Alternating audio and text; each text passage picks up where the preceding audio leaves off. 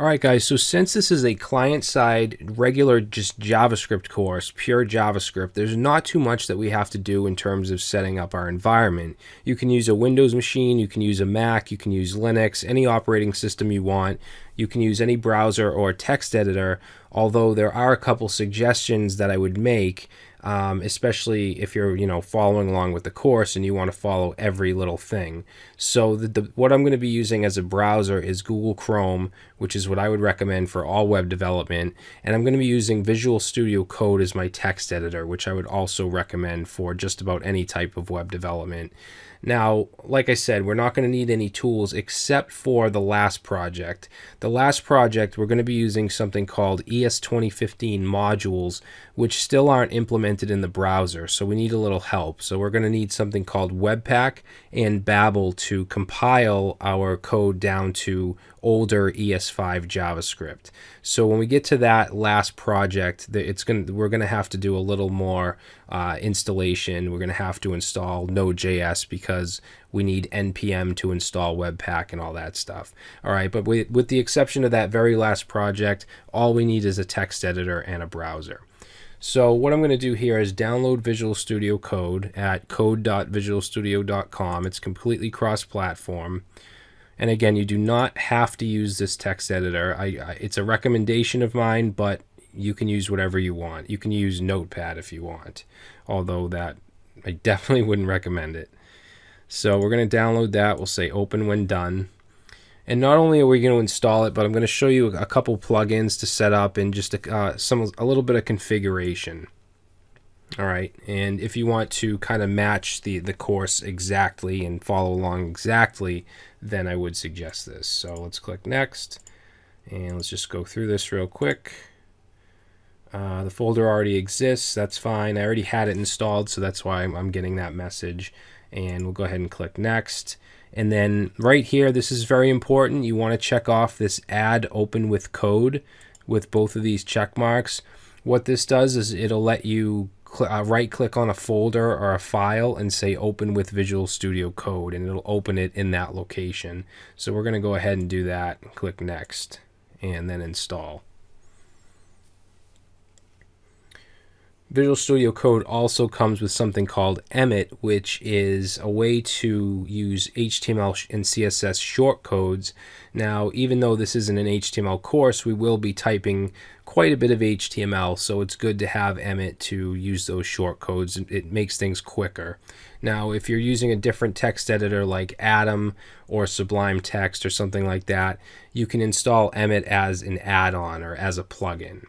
Okay, but it's actually default with Visual Studio Code. All right, so now it's installed. I'm going to go ahead and click Finish, and it's going to open it up.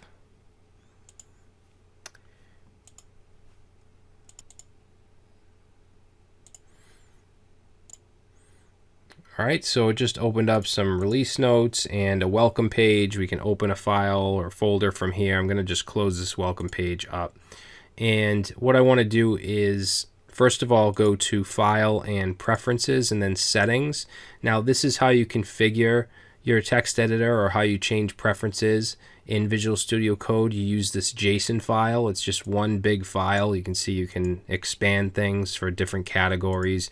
And if you want to change something, you just copy that object, that key value pair, and put it over here and save. Now, a couple things I want to do is optimize the text size so that you guys can see it better. So this editor font size right here, what I'm going to do is copy that. Over here, we want to put it into a set of curly braces like that. And I'm going to set the size to 26.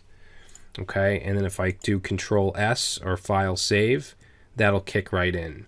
Another thing I want to do is change the tab size. So what I'm going to do is search over here for tab, and this editor tab size, which by default is 4, I'm going to change that to 2 because I think with 4 it spreads your code over a little too far, and I don't like that, so I'm going to change that to 2. And then the last thing I want to change is the word wrap. By default, word wrap is off, meaning that your code will go off screen, and especially where I'm doing a course, I really don't want that. I want you guys to see all the code, so I'm going to go ahead and turn that on. All right, once I do that, I'll just do Control S, save that, and now I have the settings that I want. All right, so the next thing I want to do is install a couple extensions. So we're going to click this icon, and this shows you a bunch of recommended or suggested extensions. But what I want first is something called Live Server. So I'm going to search for Live Server. And it's this first one here. And what this does is it allows us to open up just a regular HTML file on our local host. So instead of opening it from the file system, it'll open it on, for instance, localhost port 5500.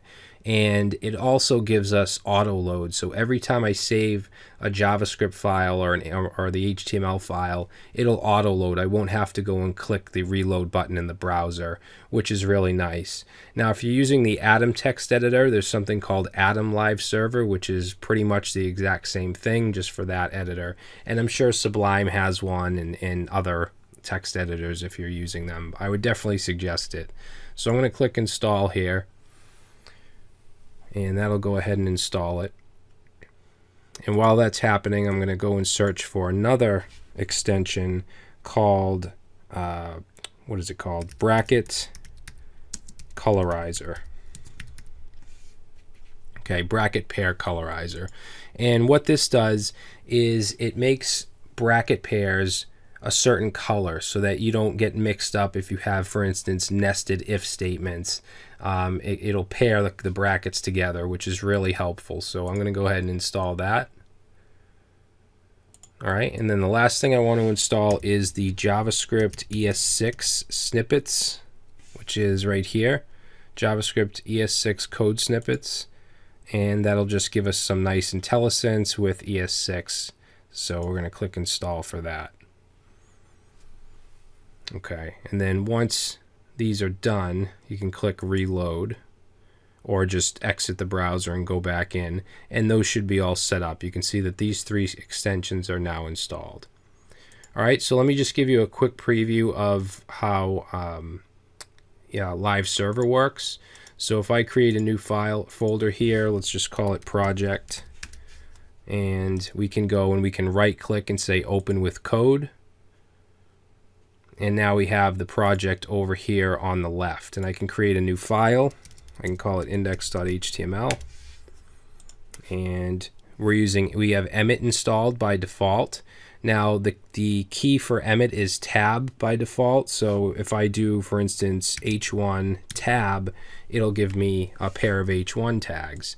I can also do classes and IDs. For instance, I can say hash test tab, and that'll give me a div with the ID of test.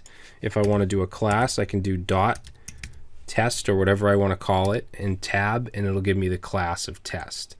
If I wanted to do an h1 with a class of hello, we could do that. Okay, we can also do an exclamation mark and then tab, and it gives us a basic HTML document with head and body tags, which is really nice and really speeds things up. Now, just to give you an example of how Live Server works, I'm going to go ahead and just put an h1 in here and just say hello and save. And what I could do is I could either open up index.html right from my file system like that, or I could use Live Server by just right-clicking and saying open with Live Server, and then that will automatically open up a browser with that file in there. And I can snap this over like that.